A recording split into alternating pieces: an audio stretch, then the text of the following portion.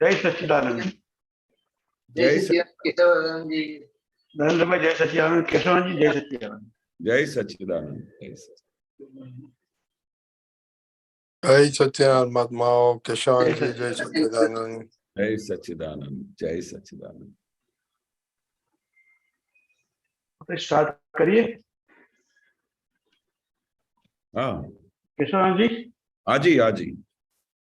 त्रिमंत्र बोलो नरेंद्र भाई, फॉलो कर लो प्लीज। हाँ ओके। नमो वितरागाय। नमो वितरागाय। नमो अरिहंताणम। नमो अरिहंताणम। नमो सिद्धाणम। नमो सिद्धाणम। नमो आयरियाणम। नमो आयरियाणम। नमो वज्जायाणम। नमो वज्रायाणम। नमो लोये सव साहुणम। नमो लोये सौ साहुण। ऐसो पंचन मुक्कारो। ऐसो पंचन मुक्कारो। सव पावपणासनो। सौवपावपणासनो।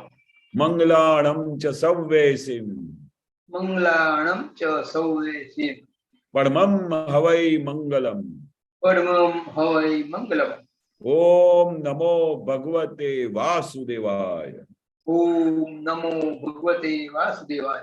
ओम नमः शिवाय। ओम नमः शिवाय। जय सच्चिदानंद। जय सच्चिदानंद। जय सच्चिदानंद केशवानंद जी। जय जय सच्चिदानंद। सच्चिदानंद नरेंद्र भाई, जय सच्चिदानंद केशवानंद जी। जय सच्चिदानंद।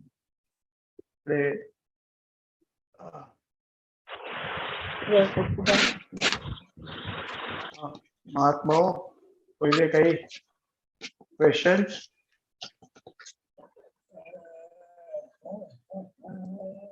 जय सच्चिदानंद नरेश भाई, दिस इज हाँ जी जय Sachchidanand. Hindi satsang show. Oh sorry, no problem. मैं भूल गया था। महात्माओं कोई क्वेश्चन है आपकी? रेशम जी।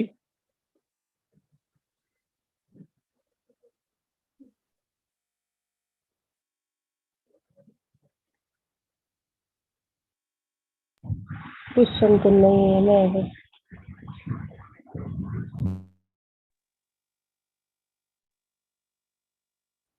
ममता जी, क्वेश्चन है ममता जी?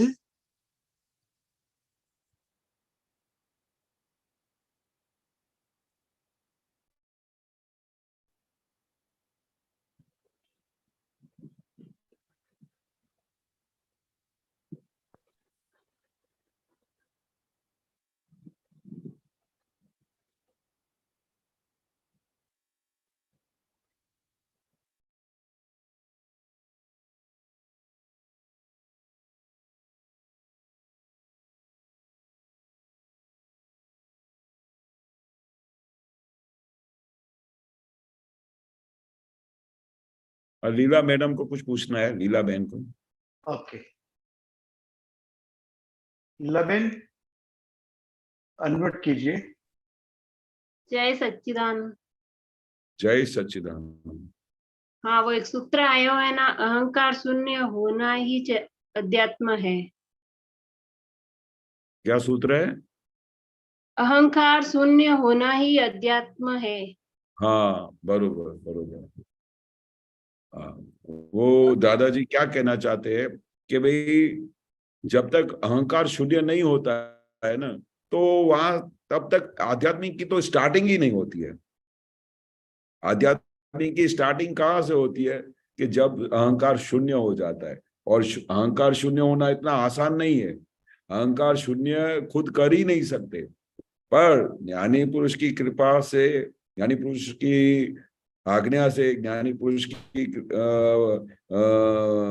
गजब की जो वो सिद्धि से, वो जब उस प्रोसेस को 2 घंटे की प्रोसेस में से गुजरते हैं जो भी महात्मा, तब जब अहंकार उसमें से छूटा पड़ जाता है, अलग हो जाता है, और वो खुद की पहचान हो जाती है कि मैं कौन हूं, मैं लीलाबेन हूं या मैं शुद्धात्मा हूं। तो ऐसा जब विभाजन हो जाता है, 2 अपार्ट हो जाता है, उस समय वो अहंकार का खलास हो जाता है।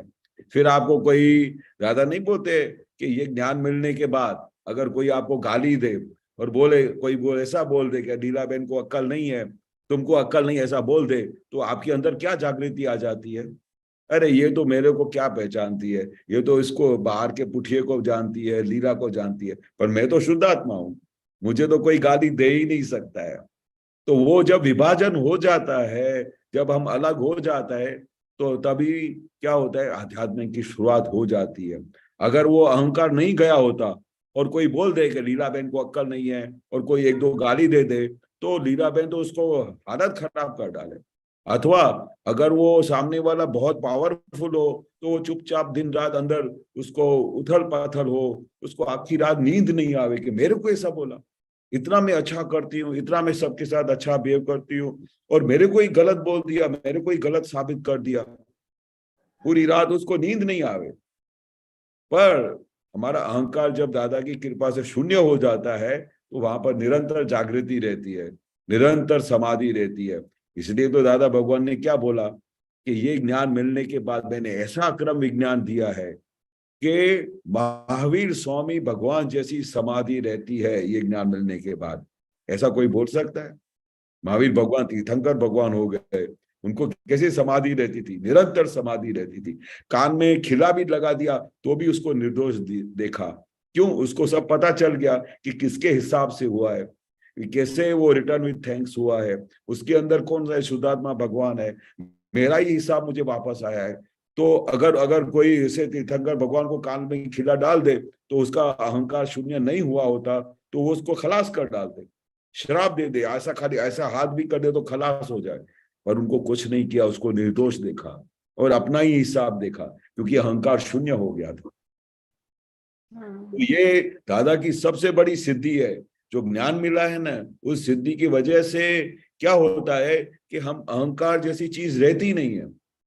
वो अभी क्या होता है कि जो मर्दाल अहंकार है ना वो जीवित रहता है, जिसकी वजह से हम क्या है, बाहर घूम फिरने जा सकते हैं, फैक्ट्री पे जा सकते हैं, कोई काम कर सकते हैं, जॉब कर सकते हैं, घर चला सकते हैं। वो क्या होता है, वो मर्दाल अहंकार रह जाता है जो अपने को ये सब व्यवहार की चीजें कराता है। पर जो खरा अहंकार था कि मैं लीला हूं, वो खलास हो जाता है ये ज्ञान मिलने के बाद। क्या लाया? तो अभी भी दोषित भी देखते कभी कभी और असर भी हो जाती है, ऐसा भी तो होता है। हाँ, तो भले होता है, पर उसका क्या रीजन असर होने का क्या कारण है कि हमारा पिछला बहुत ही चार्जिंग ऐसा किया करके आया था। और दादाजी ने सही बताया कि हमने कितने भव से मैं लीला हूं ऐसा करके ही हम पैदा हुए। हमारा वो जो हमारा जो छुट्टापना है वो कभी हुआ ही नहीं। तो अभी क्या है, पिछला अध्यास इतना भारी है कि हमको ज्ञान मिलने के बाद, समझ मिलने के बाद उसका असर रह गया है। तो वो असर हो जाता है तो थोड़ी थोड़ी देर में वो लीला बन जाती है। तो लीला बन जाती है जिसके लिए फिर वो असर हो जाता है। पर अभी हम पता चल गया है कि भाई भी ये हमारा असर चल रहा है, पर हकीकत में अंदर से वो छूट गया है हमका। ख्याल आया? हाँ।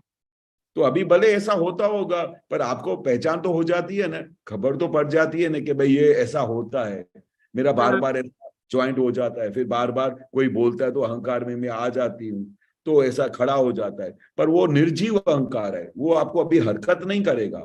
पर जो मेन अहंकार था वो दादा ने तोड़ दिया, ऐसा तोड़ दिया कि अभी वो फिर से वापस ज्वाइन हो ही नहीं सकता है। पिछला थोड़ा असर रहेगा पर वो निर्जीव अहंकार रहेगा, वो धीरे धीरे वो भी खलास हो जाएगा। पर अभी वो जो मेन अहंकार था बेलीला है, तो वो सब खलास हो गया। वो दादा की कृपा से, दादा के ज्ञान की समझ से, आपने ज्ञान लिया है। हाँ, तो वो अहंकार हमारा टूट गया। तो अभी वो अहंकार धीरे धीरे विलय हो जाएगा। और फिर अभी ये नाटकीय अहंकार रहेगा।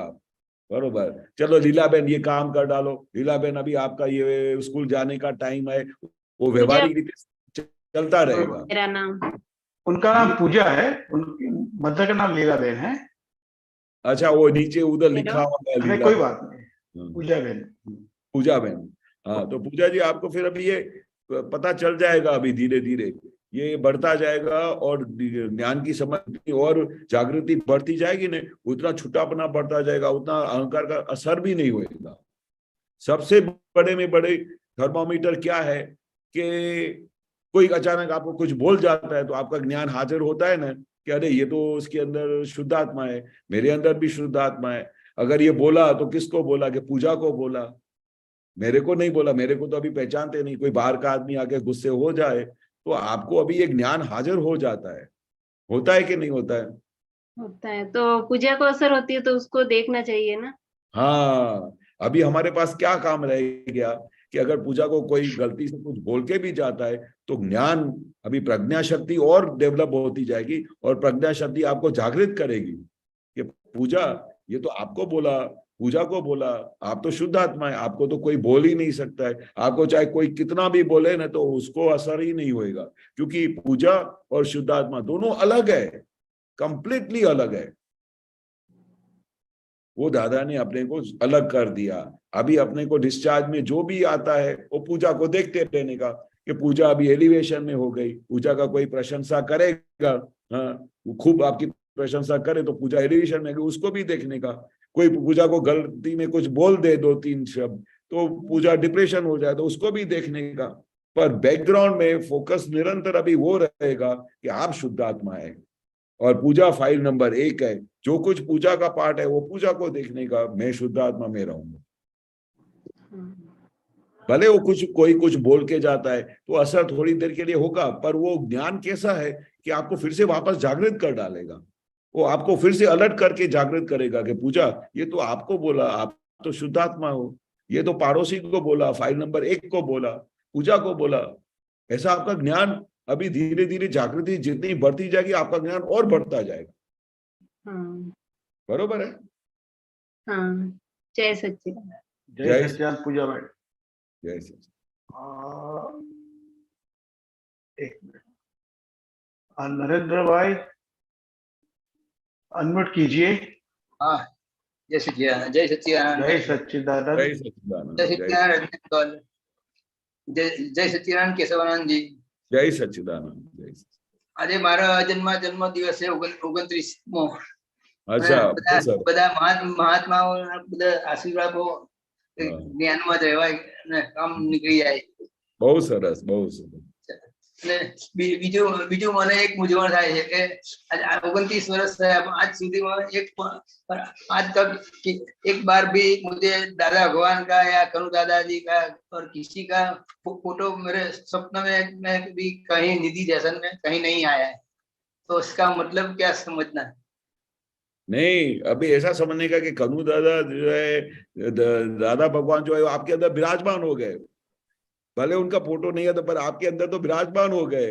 आप तो उनके साथ निरंतर दिन रात रहते हैं, तो वो जिनके साथ दिन रात रहते हैं तो उसके फोटो की क्या जरूरत है? आप जिसके साथ, आप भगवान आपके साथ घर में रहते हैं, हाँ, तो बाहर वाले लोगों को तो क्या लगेगा कि भगवान कहाँ है, पर आपके घर में बैठे हैं तो आप उनके साथ दिन रात बात करते हैं, उनके साथ उठते बैठते हैं, बार बार आखा दिन बात करते हैं कि दादाजी मुझे ऐसी शक्ति दो, दादाजी मुझे ये आशीर्वाद दो। तो जब कभी भी आप दादाजी से बात करते हो उस समय आपको पता होना चाहिए कि जो अंदर शुद्धात्मा भगवान बैठे वही दादा भगवान है, वही कनु दादा है। तो फिर अपने को ऐसा वो रखने का नहीं, पर दिन रात ऐसा प्रार्थना करने का कि दादा भगवान, और चित्तवृत्ति को ऐसा रखने का कि दादा भगवान आप हमको निरंतर दर्शन देते रहना, आप मेरे साथ ही बैठे हैं। फिर एक दिन दर्शन हो जाता है ऐसा। पर वो मन में नहीं रखने का कि मुझे नहीं आया, पर वो रखने का कि अरे मुझे जो शुद्धात्मा भगवान है वही दादा भगवान है। दादा भगवान की आप 5 आज्ञा में रहते हो वही दादा भगवान है। दादा भगवान का वही निधि ध्यासन है। जो दिन रात दादा भगवान की आप ज्ञान सुनते हो, दादा भगवान का पढ़ते हो, तो वही दादा भगवान है। वही वो आपके अंदर विराजमान बैठे हैं और निरंतर आपके साथ बैठे हैं। बरोबर है? ठीक है, हाँ ठीक है। हाँ, जय सच्चिदानंद। आशीर्वाद। जय सच्चिदानंद नरेंद्र भाई। हाँ, अनुज जी अनम्यूट कीजिए। जय सच्चिदानंद केशव दादा। जय सच्चिदानंद। जी हाँ, मेरा एक क्वेश्चन है कि जब दादाजी ने बताया है ना, महात्मा ने भी बताया कि हमें घमंड नहीं रखना चाहिए, सबसे छोटा बन के रहना चाहिए, ऐसा। हाँ, कब आपने पहला पहला शब्द क्या बोला? हमें क्या नहीं बनना चाहिए? घमंड घमंड नहीं रखना चाहिए घमंड। किसी। अच्छा अच्छा, घमंड, हाँ, अहंकार, हाँ बरोबर। अहंकार नहीं रखना चाहिए। हाँ तब मेरे और मेरे हस्बैंड के बीच में जब ज्ञान की डिस्कशन होती है तो मैं ऐसी बोलती हूँ भाई मुझे इतना कुछ आता नहीं है, मैं ऐसे नहीं करती हूँ, मुझे समझ में इतना नहीं आता, मैं इतना प्रोग्रेशन नहीं हूँ। तो मेरे हस्बैंड बोलते हैं ऐसे नहीं बोलना चाहिए, तुम्हें ऐसे बोलना चाहिए कि मैं परम विनय से कुछ नहीं जानता हूँ। अगर तुम ऐसे बोलोगी मुझे कुछ नहीं आता तो कल्प शक्ति उल्टा काम कर लेगी। हाँ तो वो कैसे कल्प शक्ति उल्टा कैसे काम करेगी? हाँ, देखो अभी क्या है कि आप जो कुछ भी बोलोगे ना, हाँ, तो वैसा हो जाएगा, अंदर उधर रिसीव होता है अंदर बैठे हुए भगवान को। आप बोलोगे मुझे कुछ नहीं आता है, तो जो बोलते हैं वो ऐसा हो जाता है। तो अपने को क्या करना चाहिए कि ऐसे नेगेटिव शब्द बोलना ही नहीं चाहिए, हमेशा पॉजिटिव बात करनी चाहिए। ऐसा बोलना ही नहीं चाहिए मुझे कुछ नहीं आता है, बरोबर। पर बोलने का कि भाई अनुज को कुछ नहीं आता है, पर अंदर भगवान को तो सब कुछ आता है, वो तो कंप्लीट प्रकाश है, वो फुल प्रकाश है। तो फिर वो नहीं आता है तो उसकी चिंता नहीं करने का, पर उसके लिए प्रार्थना करने का, हे दादा भगवान अनुज को ऐसी कृपा बरसाओ, अनुज को ऐसी शक्ति दो कि ये उसको सूझ आ जाए, उसको ऐसी ऐसी शक्ति दो ताकि उसको हर एक बात समझ में आए। हर एक बात के लिए शक्ति मांगने का, कभी नेगेटिव नहीं बात करने का। जितना आप नेगेटिव बात करोगे वो नेगेटिव असर हो जाएगा। और एक ये दादा ने सबसे बड़ी साइंस खोली की है कि आप जैसा कल्पना करोगे, कल्पना करोगे वैसे हो जाओगे। आप बोलोगे मुझे कुछ नहीं आता है तो वैसे हो जाओगे। इसलिए नेगेटिव तो अपनी डिक्शनरी में, दादा भगवान की डिक्शनरी में नेगेटिव जैसा तो कोई शब्द ही नहीं है, तो वो हमारे पास वो आने ही नहीं देने का। क्योंकि जितना आप नेगेटिव बोलोगे वो नेगेटिव असर हो जाएगा, फिर वो आपके अंदर धीरे धीरे अनुज भी ऐसी ही बन जाएगी। फिर ऐसा हो जाएगा कि अनुज को कुछ आएगा। ममता है, उनका नाम है ना, विश्वान ममता जी, है, ममता नाम है, उनका नाम ममता है, ममता। ममता, ओके ओके। तो वो ममता को बोलने का कि भाई ये ममता, दादा से शक्ति मांगो, दादा से सूझ मांगो, दादा से ऐसी शक्ति मांगो कि अनुज को सब आ जाए। और सब कुछ आता है, पर अपने को ऐसा नेगेटिव सोचने का ही बंद कर देने का और बोलने का नहीं। दादा बोलते एक एक भी शब्द कुछ भी आप बोलोगे ना तो उसका उसके ऊपर असर पड़ेगा। इसलिए हमेशा पॉजिटिव बात करो। और कुछ वीकनेस हो, कुछ नहीं समझ में आता हो तो दादा से शक्ति मांगो। दादा सूझ देने के लिए 24 घंटे बैठे, हर पल आपको जागृत करने के लिए बैठे, हर प्रकार की शक्ति देने को बैठे हैं। जो शक्ति मांगो वो मिल सकती है, आप जो बनना चाहो वैसे बन सकते हैं। क्योंकि दादा भगवान का ये ज्ञान आपको ठेठ मोक्ष तक ले जाने वाला है। इतने बड़े 24 तीर्थंकरों को आप इकट्ठा करो, ऐसे भगवान प्रकट हुए हैं। 24 तीर्थंकरों को आप इकट्ठा करो, उनका पूरा ज्ञान इकट्ठा करो, ऐसे दादा भगवान प्रकट हुए हैं जो चाहे सो कुछ भी कर सकते हैं। आपके अंदर जो कुछ भी होता है उसका निवारण कर सकते हैं। महावीर स्वामी भगवान जैसी समाधि दे सकते हैं, ऐसा दादा ने ज्ञान दिया है। तो नेगेटिव तो अपने पास आने ही नहीं देने का, उसको हमेशा निरंतर ममता को बोलने का, घबराने का नहीं। कुछ भी हो जाए दादा भगवान हमारे साथ बैठे हैं, और दादा भगवान जब जिसके साथ बैठे हो उसको ब्रह्मांड का कोई भी आदमी हिला नहीं सकता है। ख्याल आया ममता? हाँ, तो नेगेटिव आता है ना तो वो व्यवस्थित कहलाएगा कि कैसे? नहीं, वो नेगेटिव कौन लेके आता है? आप ही लेके आते हो ना, व्यवस्थित थोड़ी लेके आती है। हाँ, हम लेके आते हैं, ममता लेके आती है। व्यवस्थित तो व्यवस्थित है, वो अपना काम करती है। तो वो ममता को अपने को बोलने का, ममता तुम सब व्यवस्थित को हिलाओ मत, किसी भी चीज को हिलाओ मत। तुमको दादा भगवान ने समझ दी है, वो दादा भगवान सब हमारे साथ हाजिर बैठे हैं, तो वो हमको हर एक प्रकार का प्रोटेक्शन करते हैं। आप निरंतर 5 आज्ञा में रहो, बात पूरी हो गई। निरंतर आज्ञा में रहो और किसी भी का बात में पढ़ो मत। सही। तो परम विनय किसे बोलते? परम विनय से मैं कुछ भी नहीं जानता। हाँ, परम विनय यानी कंप्लीट समर्पण टू ज्ञानी पुरुष। अच्छा। कंप्लीट समर्पण, जो जैसे ज्ञानी पुरुष बोलते हैं उसके हिसाब से चल रहने का, उसको परम विनय। जैसे दादा भगवान बोलते हैं 5 आज्ञा में रहना है, तो वह 5 आज्ञा में रहे, वो परम विनय में रहे। जैसे दादा भगवान ने हर एक बात हमको ज्ञान की समझ दी है, अक्रम विज्ञान दिया है, उसका आधार करना, उसकी आराधना करना, दादा का निरंतर निधि ध्यासन करना, वो उसका परम विनय है। दादा क्या बोलते हैं कि भाई जो परम विनय में रहेगा तो वो ज्ञानी पुरुष की उसके ऊपर जबरदस्त कृपा होती है, जबरदस्त कृपा होती है, और उनको हर एक प्रकार की प्रोग्रेस में हेल्पिंग होती है। और मोक्ष मार्ग के लिए ज्ञानी पुरुष का परम विनय मिल जाना तो मतलब तो बहुत बड़ी आपके ऊपर कृपा बन गई, बहुत बड़ी कृपा हो गई। बरोबर है। परम विनय बस ज्ञानी पुरुष जो बोलते हैं उसके हिसाब से चलने का। तो केशवानंद जी, ममता जी ने पूछा हम कुछ नहीं जानते हैं, इसका मीनिंग क्या होता है? कुछ नहीं जानते मतलब क्या? पे हम वैसे भी क्या जानते हैं, हम क्या जानते हैं? हर एक जगह पे दादा क्या बोलते हैं कि अगर आप घर में कषाय करते हो, अगर आप घर में किसी का साथ अंडरस्टैंडिंग नहीं आती है, इतनी छोटी सी बात में आप एक दूसरे का समाधान नहीं कर सकते हो, कषाय करते हो, तो आपने क्या आता है आपके पास? आपने क्या जाना है अभी तक? इसलिए दादा के सामने कैसा रहने का? दादा भगवान मुझे कुछ आता नहीं है, मुझे कुछ समझ में नहीं आता है, आप मुझे पार पहुंचाओ, क्योंकि मैं आपकी समझ से पहुंच नहीं पाती हूँ। ज्ञान कैसा होता है, घर में कैसा रहना चाहिए, व्यवहार कैसा करना चाहिए, कुछ नहीं आता है। दादा बोलते अगर कुछ आता हो तो घर में एक भी कषाय नहीं होना चाहिए। अगर आप विचारशील हो तो घर में एक भी कषाय नहीं होना चाहिए। आप अगर इंटेलिजेंट हो तो आपके घर में एक कषाय नहीं होना चाहिए। तो आपको आता क्या है? अगर घर में कषाय आता है, घर में अगर छोटी छोटी बात पे हम एक दूसरे के साथ अड़ जाते हैं, किसी को समझने की कोशिश नहीं करते हैं, तो हमको क्या आता है? इसलिए दादा के सामने हाथ जोड़ के बैठने का, हे दादा भगवान मुझे कुछ आता नहीं है, मुझे आप ऐसी सूझ दो, ऐसी समझ दो, ऐसी शक्ति दो, ताकि मैं ये घर व्यवहार अच्छी तरह से चला सकूं, ये संसार अच्छी तरह से चला सकूं। ऐसी आप हमारे पे दादा भगवान आप कृपा बरसाओ। ख्याल आया? हाँ बरोबर।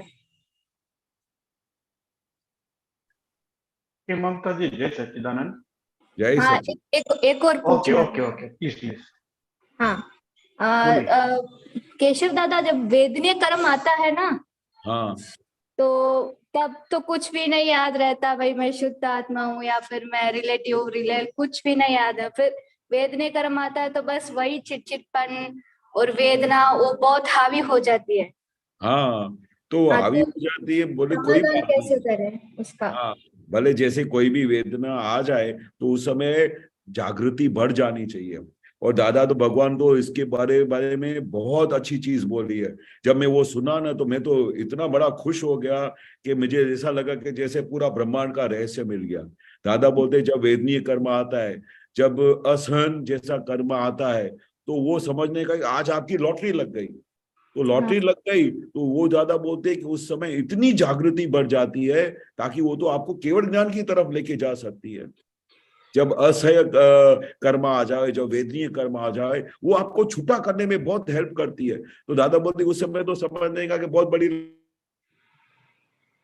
तो लॉटरी लग गई, उस समय बोलने का ममता आज तो लॉटरी लगी है, फिर ममता के साथ बातचीत व्यवहार शुरू करने का।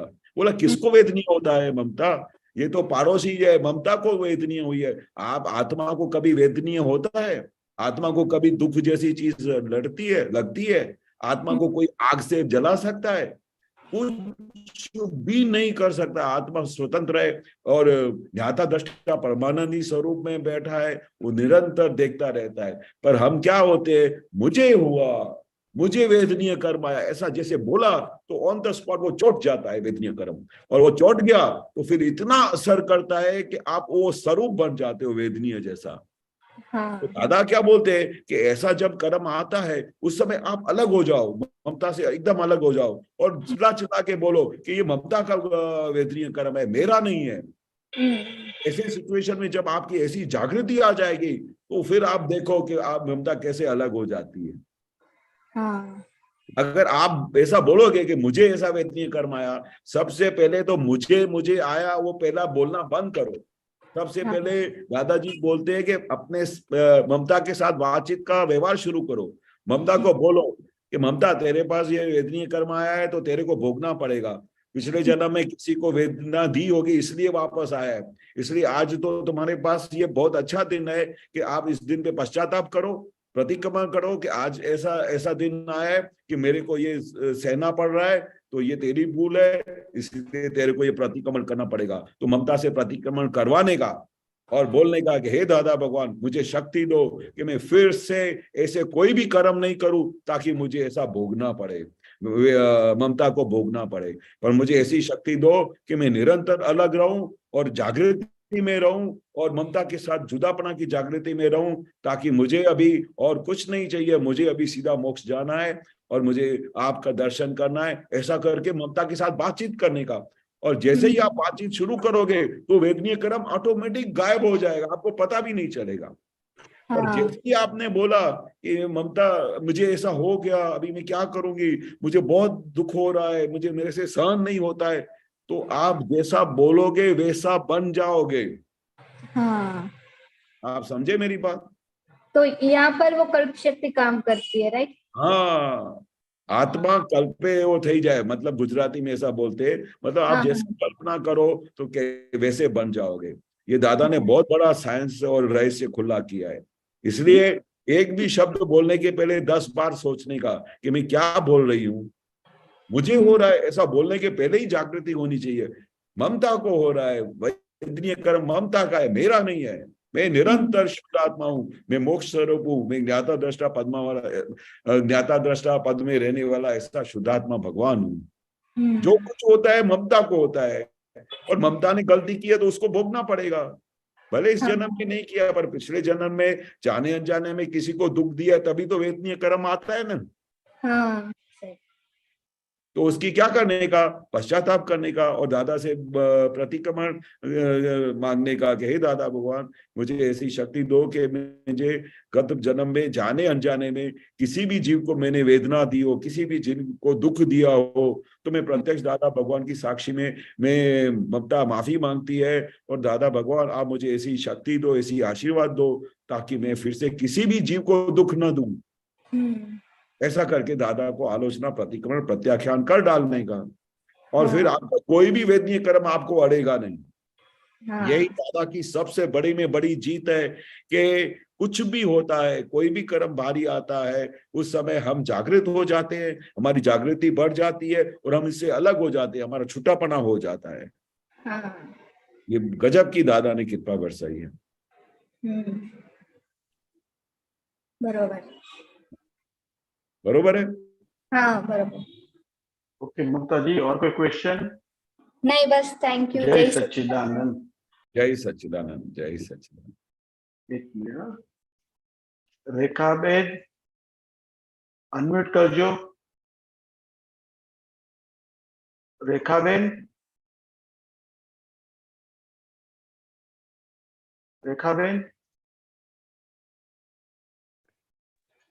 जय सच्चिदानंद नरेश भाई। जय सच्चिदानंद रेखाबेन। जय सच्चिदानंद केशवानंद जी। जय सच्चिदानंद, जय सच्चिदानंद। एक दादा का क्वेश्चन आया था इसमें दिव्या में केशवानंद जी के, चिंता तो सबसे बड़ा अहंकार है। हाँ, मैं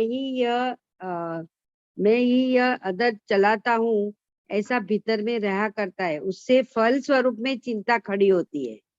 बरोबर, सही बात है। तो मतलब वो समझ में नहीं आया मुझे कि चिंता सबसे बड़ा अहंकार कैसे हुआ, मतलब। हाँ, मतलब इसका बेसमेंट क्या है कि जैसे ही आपको ऐसा होता है कि मुझे चिंता हुई, तो रेखा बेन एकाकार हो गई। हाँ हाँ हाँ, अच्छा, रेखा बेन क्या हो गई, ऐसा ज्वाइंट हो गई। जैसे ही आपने बोला मुझे चिंता होती है, तो रेखा बेन एकाकार हो गई। तो दादा क्या बोलते हैं कि चिंता किसको होती है, रेखा को होती है। हाँ हाँ, आप क्या है, ये ज्ञान बात, आप तो शुद्धात्मा है। शुद्धात्मा को कभी चिंता होती है? नहीं। शुद्धात्मा तो शुद्धात्मा है। तो रेखा बेन को चिंता होती है, तो रेखा बेन का पार्ट है। तो ये सबसे बड़ा अहंकार क्यों हो गया? क्योंकि आप रेखा हो तब तक अहंकार है, और बराबर जब है। आप रेखा पाड़ोसी बन जाती है, फाइल नंबर 1 बन जाता है, तो आप शुद्धात्मा बन गए और रेखा बहन पाड़ोसी हो गई। तो पाड़ोसी को जो चिंता होती है वो करे नहीं, हमको नहीं होती है। तो इसलिए दादा बोलते थे कि ये ज्ञान मिलने के बाद अगर किसी को एक चिंता भी हो तो 2 लाख रुपए का दावा करना मेरे पे। तो जिनका बराबर भी है। ज्ञान हो गया तो उनके बाद आज तक इतने सालों साल बीत गए, कोई दादा के पास दावा करने को आया नहीं, क्योंकि उसको बेसमेंट पकड़ में आ गया कि मेरा अहंकार खलास हो गया। अभी मैं रेखा तो रेखा की पार्ट में हो गई, मैं तो शुद्धात्मा हूँ, शुद्धात्मा को कभी चिंता होती ही नहीं है। तो फिर अहंकार भी नहीं रहा। अहंकार कब तक रहता है? जब तक रेखा बोलती है कि मैं रेखा हूं, तब तक अहंकार रहता है। पर रेखा का अस्तित्व अलग हो गया, शुद्धात्मा का अस्तित्व अलग हो गया, आप एक दोनों अलग हो गए, तो फिर बात ही पूरी हो गई। फिर तो खाली रेखा बेखा भी क्या है, उसको देखने का आखा दिन, जो संयोग आता है उसको देखा करने का कि आज रेखा अभी ये प्रॉब्लम हो गया है। कुछ भी हो जाए, ये विज्ञान कैसा है कि अगर आज दादा बोलते हैं कि भाई आज मेरे को 2 लाख रुपए का नुकसान हो गया, अथवा आज मेरे को फ्लाइट में जाने का मेरा फ्लाइट मिस हो गया, ऐसे हजारों संजोग आप कल्पना करो। वो सब संजोग को ये ज्ञान मिलने के बाद क्या होता है कि खाली आपको ऑब्जर्व करना होता है। पहले क्या होता था, अरे मुझे लॉस हो गया, अरे मेरे घर में ये प्रॉब्लम हो गया, अरे ये ऐसा हो गया, दिन रात ऐसा होता, मुझे मुझे मुझे। अभी मुझे जैसी चीज रही नहीं। अभी तो रेखा को होता है, रेखा पाड़ोसी को होता है। पड़ोसी के घर में कोई गुजर गया तो हमको असर होता है, हम जाके 10 मिनट के आ जाते, पर हमारे घर में कोई गुजर जाता तो कितना रोते हैं। तो वो जो दादा ने जुदा कर दिया ना, तो बोला ये पड़ोसी है, पड़ोसी की चिट्ठी अपने को नहीं लेनी है। तो कोई चीज, तो कोई चीज ही बाकी नहीं रहती है ना। नहीं रही। दादा ने बोला है कि ये ज्ञान मिलने के बाद कुछ भी बाकी नहीं रहता है। मैंने आपको केवल ज्ञान दिया है, पूरा केवल ज्ञान दिया है 2 घंटे के अंदर, और मेरे को भी केवल ज्ञान हुआ है। पर मेरी 256 डिग्री पे क्यों अटक गया? क्योंकि इस काल का बहुत भारी असर है। वो दादा बोलते हैं कि वो काल की असर की वजह से 4 डिग्री मेरे को भी पचा नहीं और आपको भी पचेगा नहीं, पर मैंने आपको ज्ञान 360 डिग्री का दिया है। पर बार बार क्या होता है, ये काल की वजह से, पिछले असर की वजह से, पिछले अपने बैकग्राउंड की वजह से वो बार बार क्या है, चोट जाता है। इसलिए ये थोड़ा, ये भाव दादा बोलते थोड़ा तकलीफ से गुजारना पड़ेगा, पर शुद्धात्मा को तो कोई तकलीफ नहीं है।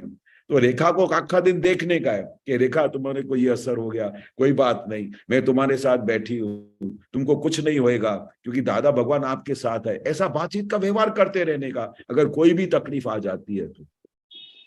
बराबर।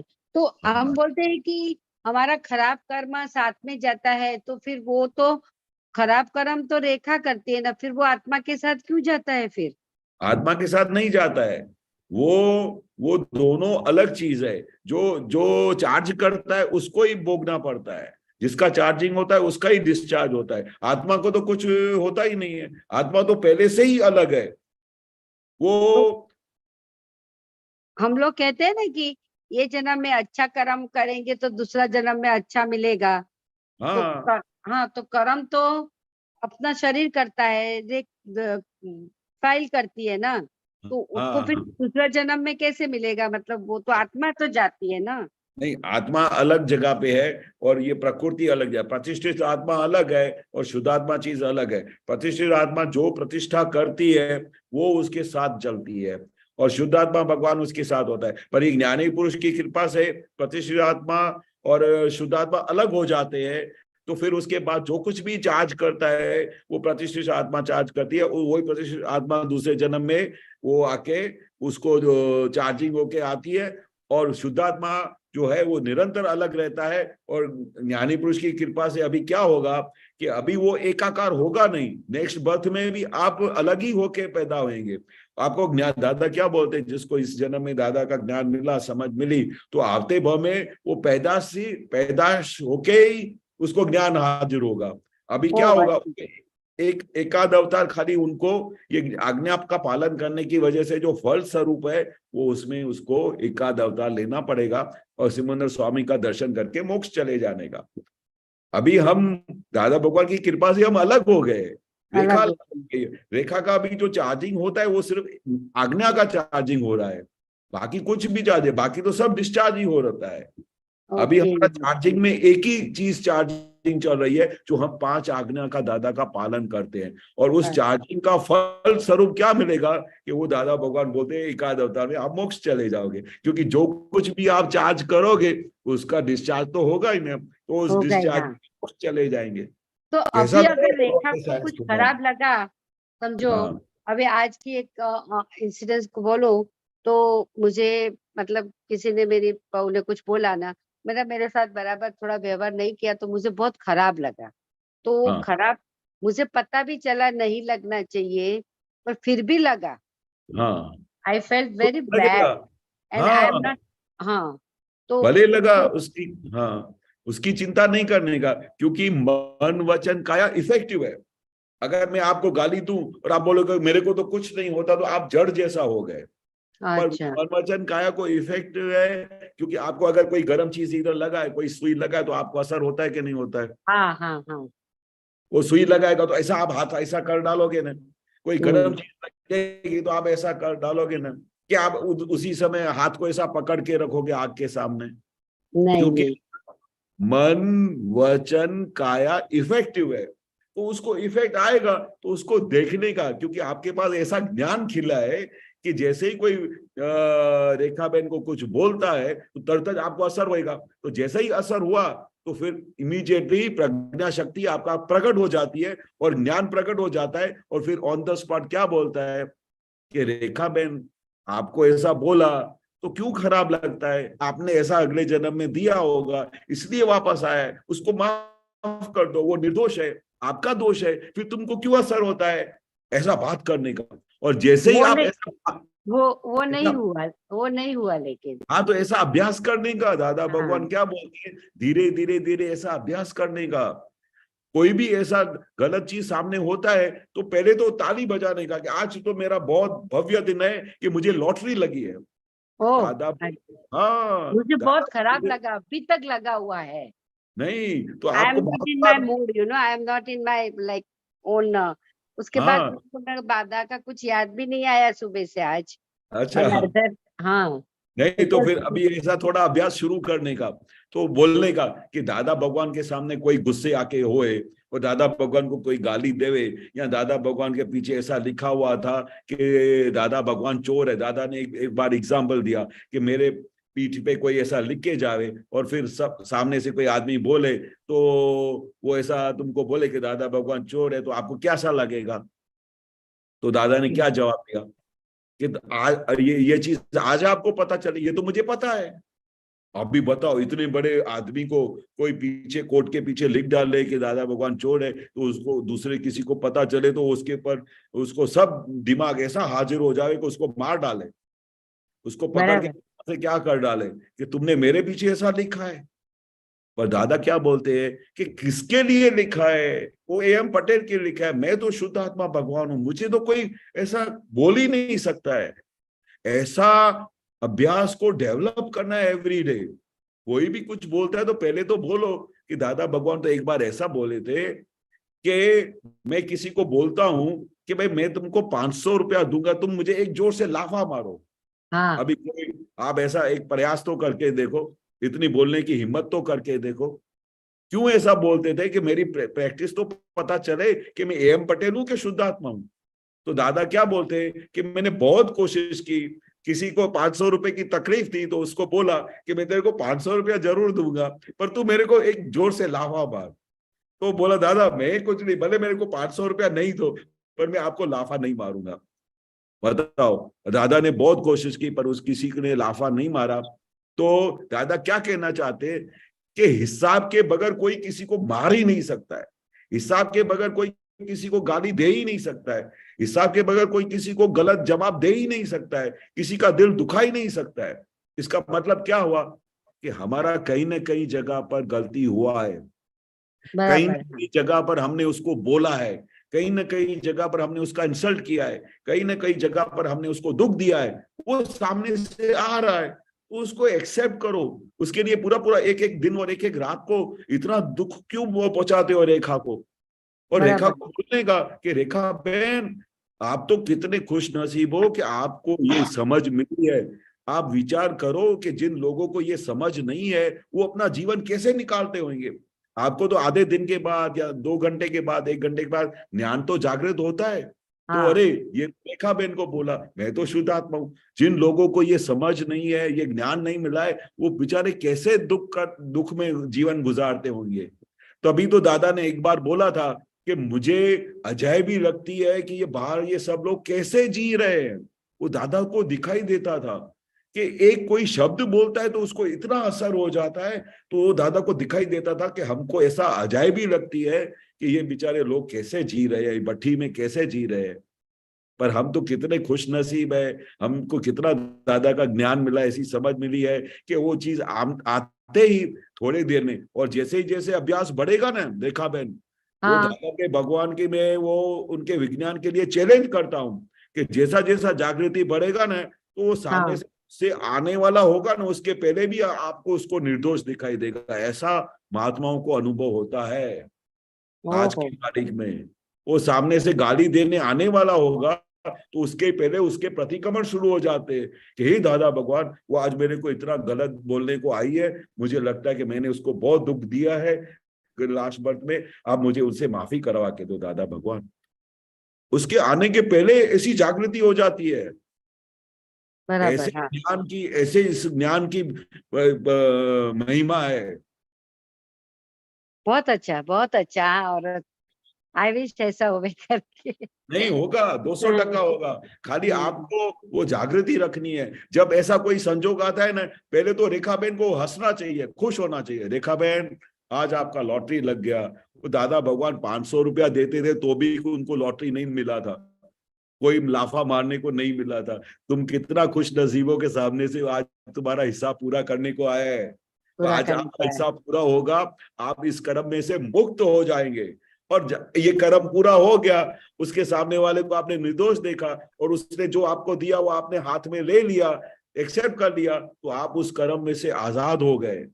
इतना बड़ा कर्म पूरा हो गया। और उस दिन तो सेलिब्रेशन करने का, रात को सीरा बीरा के खाने का बहुत अच्छा लग रहा है मुझे। आज तक अभी तक सुबह से इतना गुस्सा आ रहा है कि मैं बात भी नहीं करती हूँ उससे। नहीं, अभी तो सीरा बीरा बना के खाने का कि आज मेरी लॉटरी लगी है और मैंने को उसको निर्दोष देखना है, और एकदम मस्त 2-4 लोगों को बुला के कुछ पार्टी करने का कि आज मेरी लॉटरी लगी है।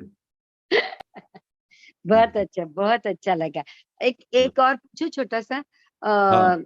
मेरा 2-4 दिन से मुझे बाहर जाना है, अभी बाहर गाँव जाना है। तो हाँ। उसमें मेरा 2-4 दिन ऐसा तैयारी, मुझे अंदर से होता है कि मैं टाइम वेस्ट कर रही हूँ, पर उसमें इतना टाइम लग जाता है। वो ही पहले करने को होता है। दादा का भी याद भी नहीं आता है कुछ बोलने का, कुछ सोचने का कि मैं शुद्धात्मा हूँ, कि कुछ याद नहीं आता है। बस वो काम करना है, वो खत्म करके फिर करूँ, पर वो काम खत्म ही नहीं होता है। और ये बात, दादा का काम मतलब विधि सब पीछे चला जाता है, टाइम नहीं रहता है उसके लिए। तो नहीं, वो मेरा मतलब भुगतना है कि ऐसा क्यों होता है कि बाकी का सब काम पहले अच्छा लगता है, दादा का लास्ट में मतलब करना है। वो क्या हो गया है कि अपने को फर्स्ट प्रायोरिटी क्या हो गई है। हाँ, जब तक हमारी फर्स्ट प्रायोरिटी वो नहीं होगी ना, तब तक वो धीरे धीरे क्या होता है, उसमें इन्वॉल्व हो जाओगे। पर जिस दिन आपको ये लग गया कि this is my first priority, वो देन कैसे लगेगा? सेकंड प्रायोरिटी बन जाएगी। आपका पूरा जगत, आपका पूरा संसार, हर एक चीज सेकंड प्रायोरिटी बन जाएगी। तो वो प्रायोरिटी को फर्स्ट अपनी डायरी में नोट करने का, सुबह को उठते कि माय फर्स्ट प्रायोरिटी इज दादा भगवान, my first priority is Dada Bhagwan's विधि, my first priority is my सत साधन, after that whole world starts. ऐसा लगता है वो रह जाएगा, वो रह जाएगा, वो रह जाएगा, टाइम कम हो जाएगा खाली, और वो करने में टाइम निकल जाता है। पर वो मैं खुद सोचती भी हूँ कि दिस इज रॉन्ग, दादा का ही प्रायोरिटी होना चाहिए, पर आ नहीं रहा है। लास्ट वो क्या है, उस 3-4 समय दिन क्या का होता है, फिर जाने का होता है, इसीलिए भूल जाते हैं। फिर वापस आके वापस जाना होता है। सो वो कंटिन्यू ऐसा पैटर्न हो गया कि वो प्रायोरिटी दूसरी हो गई, दादा की रह गई। हाँ, करना है पर वो प्रायोरिटी पे नहीं आता है यूं। हाँ, ये अपने को डायरी में नोट करने का, सुबह को उठने का और बोलने का, रेखा बहन माय फर्स्ट प्रायोरिटी इज दादा भगवान and second priority is everything. और दूसरी में आपको सीक्रेट बताऊं, दादा हाँ। भगवान को बोलने का, दादा भगवान बोलते हैं कि हाँ। अगर आपने मुझे फर्स्ट प्रायोरिटी दिया और अगर आपने मेरा काम पहले किया तो आपके संसार के सब काम मैं पूरा करके आऊंगा। आपके अच्छा। हर एक काम में मैं हाजिरी दूंगा, आपका हर एक काम मैं स्पीडी करके दूंगा। अगर आप मेरे को सौंपते हो तो, अगर आपने मेरे को सौंप दिया कि दादा भगवान मैंने आपको सौंपा, मेरे को टाइम एडजस्टमेंट होता नहीं है, मेरे को टाइम मैनेजमेंट आता नहीं है, इसलिए मैं आपको पहली विधि करती हूँ और बाकी के मेरे काम की जो ये बुद्धि बार बार बताती है ना कि ये रह जाएगा वो रह जाएगा, उसको शांत करो और मुझे आप ऐसी सूझ और शक्ति दो ताकि मैं बाकी के काम सिस्टमेटिक कर सकूं। ऐसा उससे दादा हो जाए, उससे होता है। 100% होता है। मेरा खुद का एक्सपीरियंस है। मैं सुबह को उठता हूं तो सबसे पहले, मेरा अकेले का नहीं, सब महात्माओं का, सब आप तो पुत्रों का, आप किसी से भी पूछो कि हम सुबह को उठ के सबसे पहले सत्साधन करते हैं, सत्साधन करके दादा भगवान को नमस्कार करते, फिर बोलते दादा भगवान अभी आपने जैसे बोला मैं व्यवहार का संभाव्य निकाल करने जा रहा हूं, आप मेरे साथ रहना और आप दादा का हो सके जितना हो सके मैं दादा का काम करूं, ऐसा करके हम प्रार्थना करके निकलते और दादा भगवान आप मेरे साथ रहना। अभी जैसा ही मैंने दादा भगवान को साथ रख दिया तो दादा भगवान मेरा काम करेंगे कि नहीं करेंगे? सब सहज रीते सब काम पूरा होता जाता है। कभी भी ऐसा नहीं लगता है कि ये काम रह गया, कभी ये काम रह गया, उल्टा मेरे पास टाइम बच जाता है क्योंकि आपने क्या किया, दादा भगवान को अपने सर पे बिठाया कि दादा भगवान आप मेरे साथ चलो, मेरे को इतनी सूझ नहीं है, मेरे से इतना काम होता नहीं है। पर हम क्या करते, खुद करने को जाते, तो खुद करने को जाते तो उसकी वजह से ऑब्स्टिकल भी बहुत आते हैं और फिर काम भी बरोबर नहीं होता है, टाइम भी लंबा जाता है। पर हम अगर दादा भगवान को अपने सर पे बिठा दिया और दादा भगवान को बोला आपको मुझे सब संभालने का है, आपको ये सब काम करने का है, मुझे आप सूझ दो, मुझे शक्ति दो ताकि मैं सब काम सिस्टमेटिक कर सकूं, बस इतना प्रार्थना करके काम पे लग जाने का। ओके, फिर दादा भगवान बहुत अपना अच्छा काम लगा खुद करेंगे। जी वेरी नाइस, बहुत अच्छा लगा। मेरा बहुत टाइम इसमें जा रहा था पर वो हाँ। ध्यान में नहीं आता था कि ऐसे प्रार्थना करने का करके वो हाँ, प्रार्थना करने का एक दूसरा सीक्रेट बताऊं, बहुत हाँ, अच्छा।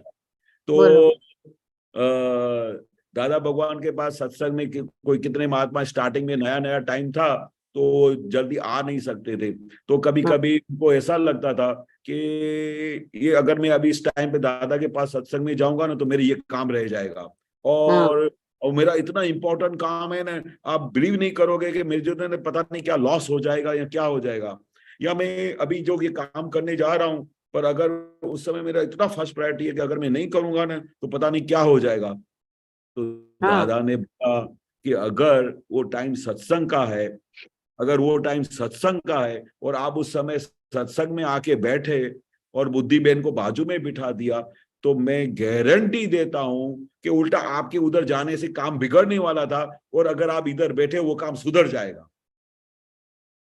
अरे वाह, अच्छा। हाँ, उसके बाद तो सबका दिमाग खुला कि जब भी दादा का सत्संग हो तो my first priority is to go to Dada Bhagwan, to help with all everything, बाकी दादा भगवान सब संभाल देंगे क्योंकि दादा भगवान ने गारंटी दी है कि अगर आप इधर बैठे हो मेरे सत्संग में तो मैं गारंटी देता हूं कि आपको जहां पर जाना था या जहां पर कुछ बिगड़ने वाला था वो बिल्कुल नहीं बिगड़ेगा, उल्टा सुधरेगा, और उसी समय अगर आप गए होते तो उल्टा बिगाड़ के आते।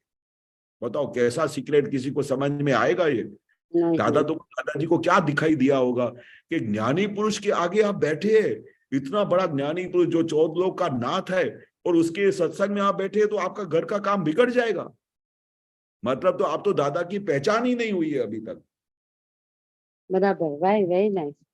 हाँ केशवानंद जी। हाँ जी। रेखा बेन को आपके ये बताओ, जब आपका मशीन में कलर नहीं निकलता था तो आपने और कन्हैया भाई ने क्या क्या बताओ।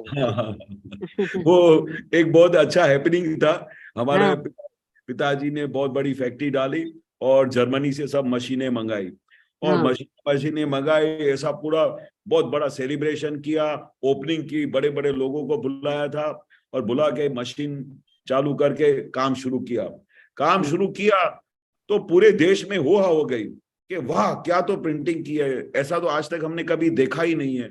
जो भी चीज हम बनाए तो सब लोग बोले ये तो इंटरनेशनल क्वालिटी है, ये तो इंडिया में बन ही नहीं सकती। ये तो कोई बना ही नहीं सकता। ये मैं बोलूं नहीं ये इंडिया की कंपनी है, आप समझो मैंने बनाया है, तो किसी को विश्वास नहीं होता था। उस जमाने में ऑक्ट्राय लगती थी, अगर मैं बड़ौदा से बॉम्बे माल भेजूं तो बीच में ऑक्ट्राय लगती थी।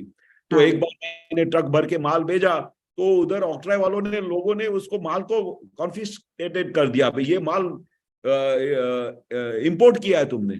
अरे बाबा मैंने घर पे माल बनाया है बाबा, मैं इंपोर्ट कहाँ से करूंगा और मैं कैसे बनूंगा? तो आपको ड्यूटी लगेगी वो पार्टी को जिसको आप माल बेचते हो। मेरे को इधर से कार लेके भागना पड़ा उधर, और मेरे को पुरवार देना पड़ा कि बाबा ये देखो ये हमारी फैक्ट्री है बिलियन फ्लेक्स, ये मेरा कार्ड है, अभी भी मेरा उस पार्टी का, बॉम्बे के पार्टी का माल बन रहा है, और आप चलो वो बन रहा है कि नहीं। आप ऐसे कैसे बोल सकते हो कि ये इंटरनेशनल, मतलब फॉरेन से आपने माल मंगाया और आपको ड्यूटी भरनी पड़ेगी? वो उधर जो उधर चीफ बैठा था ऑक्ट्राय का, उसको मैंने पुरवार किए, तभी उसने मेरी ट्रक को छोड़ा। तो आप इमेजिन कर सकते हो कि हमने कैसे क्वालिटी का माल बनाया होगा। ऐसी क्वालिटी का माल बनाया, सब लोगों का हुआ हो गया, सब पूरे इंटरनेशनल इंडिया में सब ने हमको ऑर्डर देना शुरू किया। तो हमारे दिमाग में थोड़ा अहंकार बढ़ गया कि मेरे जैसा कोई माल नहीं बनाता है, मेरे जैसा ऐसा कोई नहीं करता है। तो वो जो माल दिमाग में चढ़ गया, तो दादा भगवान कोई छोड़ने वाले नहीं है, क्योंकि हम दादा भगवान के भक्त हैं। तो दादा भगवान भी हमारी परीक्षा लेते हैं, और जब परीक्षा लेते हैं तो कहीं भी हम फेल होएंगे ना, तो हमको परीक्षा में, उधर दादा की परीक्षा में पास होना पड़ता है, नहीं तो हमको मोक्ष का द्वार कैसे खुलेगा। तो दादा ने परीक्षा की, ऐसा छूमंतर की एक बहुत बड़ी यूके से, यूनाइटेड किंगडम से जॉब आई, और बहुत कॉम्प्लिकेट जॉब थी। तो वो जॉब आई तो हमने तो पहले ही उनको बोल दिया no problem we can do it, क्योंकि हमको अहंकार बहुत चढ़ गया था कि कुछ भी लाओ ना हम कर सकते हैं, जो पूरे हिंदुस्तान में कोई नहीं बना सकता है तो बिलियन फ्लैग्स बनाएगा, ऐसा चैलेंज कर दिया, ऐसा दिमाग में हवा भर गया। तो जैसे जैसे हम ही खुद करते, दादा ने फिर तो खुला किया कि कैसे साइंटिफिक सेक्टर में एविडेंस आते हैं तब काम बनता है। वो ऑर्डर तो ले लिया, सब यूके से सब लोग, इंजीनियर्स लोग और सब जो उधर से जिन्होंने ऑर्डर दिया, लोग आ गए ट्रायल के लिए आ गए, और मशीन पे हमने सब तैयारी कर डाली। और नॉर्मली जो भी क्लाइंट कस्टमर आता है तो हम उसको तो कितना अच्छा प्रेजेंटेशन देते हैं, तो हमने उनको बिठाया, नाश्ता वास्ता खिलाया, और खिलाने के बाद बोला sir wait for few minutes, मैं आपको रिजल्ट देता हूँ।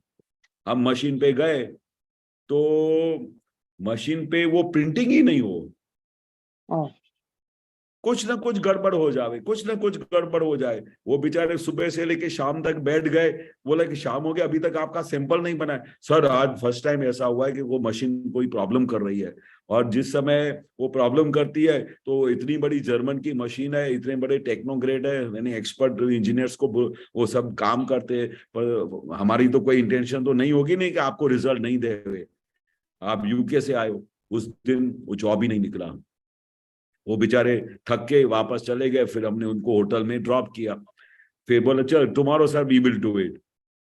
दूसरे दिन गए, दूसरे दिन हमने फिर दूसरे प्रिकॉशंस लिए, दूसरे तीसरे दिन तीसरे प्रिकॉशन। एवरी डे हम सुबह से लेके शाम तक मशीन के ऊपर माथाकूट करते थे, पर जॉब ही नहीं निकल रहा था। जैसे किसी ने किसी को बांध दिया हो ना मशीन को, या अंदर मशीन को ऐसा जकड़ दिया हो ना कि रिजल्ट आने का नाम नहीं। बड़े बड़े होशियार लोगों को बड़ौदा से बुलाया, उनसे भी काम नहीं हुआ। फिर हमारे कन्हैया भाई ने बोला अरे बॉम्बे में एक बहुत बड़ा कंपनी है, उधर एक एक्सपर्ट इंजीनियर है, उसको बुला ले, वो तो 2 मिनट में जॉब निकालेगा। वो फिर भी हम उसको बॉम्बे को बुलाया, आपको जो फीस चाहिए हम देंगे, क्योंकि वो यूके से सब इंजीनियर बैठे, उनको रिजल्ट बना के देनी है। वो उसको बुलाया फ्लाइट में और उसको बोला मशीन चालू कर। वो ऐसा करते करते 5-6वां दिन हो गया था, और 6ठे दिन वो जो बॉम्बे का जो इंजीनियर आया ना, वो भी अटक गया। बोला यार मैंने इतनी बड़ी जर्मन की मशीन चलाई है, आपकी मशीन को हुआ क्या है? तो उसको क्या पता कि दादा भगवान ने उस मशीन को ऐसा जकड़ के रखा है, नहीं चलने का है। भगवान ने उसको पकड़ के रखा था, भले हिंदुस्तान का कोई भी इंजीनियर आए ना, वो मशीन को चला नहीं सकता है, क्योंकि दादा भगवान ने उसको पकड़ के रखा था। तो मैं इंजीनियर को बोला यार तुम बॉम्बे में से आए हो, इतनी बड़ी जर्मन की मशीन, आपको पता नहीं चलता है ये मशीन क्यों नहीं चल रही है? आपको नहीं समझ में आया, ऐसा कैसे हो सकता है? मेरे फ्लाइट के पैसे गए, वो भी हाथ जोड़ के चला गया। तो फिर मैं बड़ौदा के इंजीनियर को बोला, मैं बोला यार तू तो यार इतने साल का अनुभवी है, तेरे को क्या हुआ है, क्यों मशीन चालू नहीं करता है? तो मैं और मेरा भाई है किशन भाई, हम दोनों प्रोडक्शन संभालते थे, और हम दोनों इसी अपने रूम में आके दोनों आके सर पे ऐसा हाथ ऐसा करके सो गए कि ये क्या हुआ है, ये कहाँ पर मिस्टेक हुई है। तो मेरे अंदर में ऐसी आवाज आई, ऐसा ही किशन भाई के अंदर से आवाज आई कि बहुत बड़ी गड़बड़ हो गई है। मैं भी ऐसा बोला, मेरे भाई ने भी ऐसा बोला। अचानक बोला क्या गड़बड़ हो गई है। मैं बोला कि हमको इतना बड़ा अहंकार हो गया है कि हम चलाते हैं मशीन, हम सब करते हैं, मेरी वजह से नंबर 1 प्रिंटिंग होती है, मेरी वजह से मैं ये सब कर रहा हूं। रेखा बहन, आप बिलीव नहीं करेंगे, जैसे ही हमने ये पश्चाताप किया, और दादा की मूर्ति मेरे हमेशा रूम में रहती है, जैसे वो सामने है ना मूर्ति, तो वो हमेशा रहती है। तो मैं दादा भगवान को बोला, दादा भगवान हमसे बहुत बड़ी मिस्टेक हो गई है, हमारा ये अहंकार इतने लेवल तक हो गया है कि हमको ऐसा लगता था कि सब कुछ मैं करता हूं, तो आज आपने मशीन को ऐसा जकड़ के रखा है तो को ये मशीन चलने का नाम नहीं ले रही है। इतना बड़ा अहंकार किया है हमने। और उसके पहले तो दिन रात हमारा नाम हो रहा था मार्केट में, दिन रात हो रहा था। ये कितनी बड़ी इंसल्ट के यूके के जो लोग आए थे हमको ऑर्डर देने के लिए, उसके सामने हमारी मशीन नहीं चले। हमारी क्या बेइज्जती हो गई कि वो सब लोग शॉक में हो गए कि हम तो यूके से आए हैं आपका नाम सुन के कि आप नंबर 1 प्रिंटर हो हिंदुस्तान के। तो जैसे ही मैंने और किशन भाई ने ऐसा पश्चाताप किया कि हे दादा भगवान, हमसे बहुत बड़ी गलती हो गई है, ये हमने जो अहंकार किया, दादा हमको माफ कर दो। फिर जिंदगी में ऐसा कभी सोच में भी नहीं आया कि मेरे जैसा कोई काम नहीं करता है। दादा हम बहुत प्रतिक्रमण करते। रेखा बहन, हमने जैसा ही ये ऐसा बोला दादा भगवान के सामने, तो पीछे से वो जो ऑपरेटर जो पिछले 1 हफ्ते से मगजमारी कर रहा था ना, नहीं हो रहा था, साहब जॉब चालू हो गया, साहब जॉब चालू हो गया, साहब जॉब चालू हो गया, चिल्लाने लगा। क्योंकि 6 से कोई आदमी इतनी मगजमारी करता हो और मशीन चालू नहीं करे, प्रिंटिंग चालू नहीं हो गए, तो इतना खुश हो गया। मैं बोला अभी दादाजी ने मशीन को छोड़ा कि अभी आपने रियलाइज किया ना कि मैं करता हूं, मैं नहीं करता हूं। ये दादा की कृपा से साइंटिफिक सर्कमस्टेंशियल एविडेंस इकट्ठे होते, इतने संजोग इकट्ठे होते, वो इंक सप्लाई करने का संजोग आया, जो माल बनाता है उसका संजोग आया, हजारों संजोग भेगा होता है, तब वो प्रिंटिंग होता है। और इधर तो तुम दिन रात चिल्लाने लगे हुए, मेरे जैसा कोई प्रिंटिंग नहीं करता है पूरे देश में, मेरे को फॉरेन से ऑर्डर आते, इतना बड़ा अहंकार। वो दादा ने वो मशीन को छोड़ा, उसके बाद आज तक फिर लाइफ में कभी अहंकार नहीं आया, और आज तक वही मशीनें चल रही है 40 साल पुरानी, और इतना अच्छा काम कर रही है कि पूछो नहीं। बहुत अच्छा, बहुत बहुत अच्छा लगा सुन के, बहुत मैंने पहली बार सुना, पर बहुत अच्छा है, बहुत अच्छी बात बताई आपने। हाँ ऐसा है दादा का कमाल। बहुत तो अपने को बोलने का, रेखा बहन ये सब अहंकार करने को छोड़ो, तुमको जो बोलता है जमा करो, अपनी झोली खोल के बैठ जाओ कि किसी को और कुछ बोलना है कि और बोलो, मेरी झोली बहुत बड़ी है, आपको जितना बोलना है कि बोलो, मैं सब इधर सुनने के लिए बैठी हूँ और मैं अपना कर्म खाली करने के लिए बैठी हूँ। बहुत अच्छा, बहुत अच्छा लगा केशवानंद जी, थैंक यू, बहुत अच्छा लगा, बहुत बढ़िया। अपना टाइम भी खत्म हो गया है क्या? जय सच्चिदानंद। हाँ जी, हाँ जी, आप त्रिमंत्र बोलाइए, रेखा बहन आप फॉलो कीजिए प्लीज। हाँ जी, नमो वितरागाय, नमो वितरागाय, नमो अरिहंताणम, नमो अरिहंताणम, नमो सिद्धाणम, नमो सिद्धाणम, नमो आयरियाणम, नमो आयरियाणम, नमो वज्जायाणम, नमो वज्जायाणम, नमो लोये सव्व साहुणम, नमो लोये सब्ब साहुणम, ऐसो पंचन मुक्कारो, ऐसो पंच नमुक्कारो, सव्व पावपणासनो, सब्ब पावपणासनो, मंगलाणं च सव्वेसिं, मंगलानं च सव्वेसिं, परमं हवै मंगलम्, परमं हवै मंगलम्। ओम नमो भगवते वासुदेवाय, ओम नमो भगवते वासुदेवाय, ओम नमः शिवाय, ओम नमः शिवाय।